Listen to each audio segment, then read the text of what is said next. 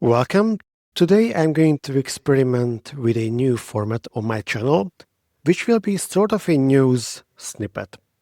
So a few years ago, I have found a really exciting dataset on Harvard's Dataverse website about the ancient Roman road network in a fairly decent data format, which then I decided to turn into a proper geospatial and then graph dataset, and then learned how to analyze and visualize that using Python and Gephi. You will see the full tutorial on how to arrive to this map on my Substack, and you will find a link for that in the description of the video. The reason I am picking this up today is that I just came across with a very interesting website created at Stanford University, which is using a similar dataset and turns that into an ancient Roman path planner. So if we hit explore, we can explore the network, various flows, but also, most interestingly, we can plan routes. When opening the site, we can also run the calculate route right away, which will probably start from a random origin and a random destination, but we can also zoom in to pick any destination and any origin of our choice. So here I'm going to someplace close to my hometown, Budapest in today's Hungary, which is called Aquincum. Then go here to the menu and pick Aquincum.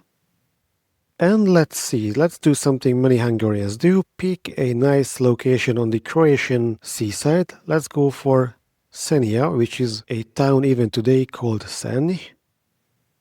And it's about 6 hours by car from Budapest.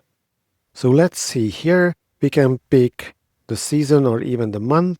So assuming that these mean different road conditions, we can also select our priority, the types of transportations we are willing to take in terms of network modes, and of course how we are planning to travel. So if we want to go by foot, then we can just run calculate, and we will get this nice route from Hungary all the way to Croatia. This probably includes some ferries on the way or some swimming. Let's hope it's swimming, and it says that it's about 21 days. Let's see what happens if we go by horse, which is about twice as fast, which is about the same in terms of the same route. Here you can also see the elevation profile, and yep, it's 12 days. And what happens if we would be, let's say, ancient merchants having a small ox cart carrying our goods at a very slow 12 kilometers per hour speed?